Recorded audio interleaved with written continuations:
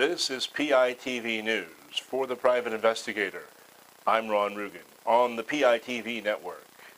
This is the inaugural broadcast to provide periodic news of interest to the private investigator. We announced this project at the annual conference of the Iowa Association of Private Investigators in Des Moines this summer. Let's start by telling you a little bit about that conference. Investigators from across Iowa and beyond were in attendance for this two-day conference. Key sponsor for this event, no stranger to private investigator conferences, was Tracers Info. The Florida-based database provider for licensed private investigators has been in operation since 1996.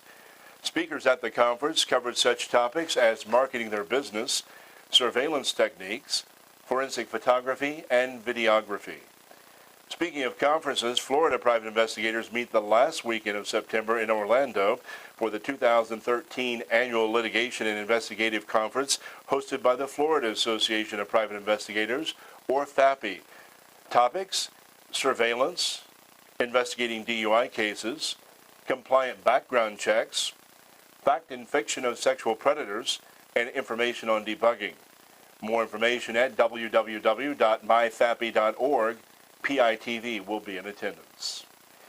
In other PI news, from Wisconsin, a process server hired to serve State Senator Lee Vukmir says a senator's aide verbally abused him, chased him, and then shoved him to the ground. The aide, Jason Roston, claims he didn't push the server, but admitted following him and trying to get him to take the court papers back. Federal law says whoever assaults, beats, wounds, or obstructs, resists, or opposes a process server from doing his duty can be fined and or imprisoned for up to 1 year. Commentary. Unfortunately, these cases are coming up far too often, and these laws aren't enforced. When a process server is assisting the court in serving legal papers, that same court should defend him or her. Two West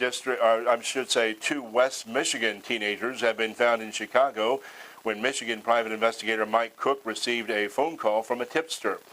Cook had been working the case where the 14-year-old boy ran off with his 13-year-old girlfriend in the family SUV.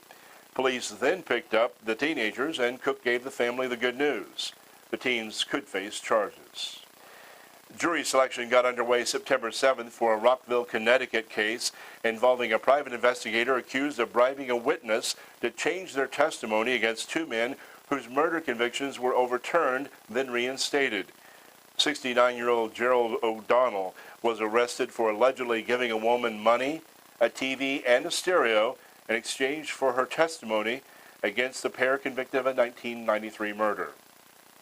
From the cheating spouse file, Sky News reports a UK man has been sentenced to life in prison, eligible for parole in 13 years, after strangling his wife, then calling 999 telling police, quote, "She had been seeing someone for 7 years behind my back.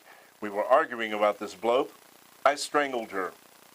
56-year-old Alan Baker killed his wife, Christine, telling the cops he flipped out on the woman. He had been in a relationship for over 24 years. From Texas, an El Paso private investigator Roy Davis says a police officer's reckless driving led to his death when he and his partner was hit by another car. Davis, testifying in a trial for a man accused of drunk driving then hitting a police vehicle and killing one of the officers, contradicted previous testimony in the case when another officer said his colleagues were driving at 56 miles per hour. Davis says his own test shows it was more like 78 miles per hour, thus running a red light and causing a crash with the alleged drunk driver. At the time of this taping, the trial continues. If you're a private investigator and you'd like to contribute to this broadcast, email me at ron@rugenteam.com. That's PITV News. I'm Ron Rugen.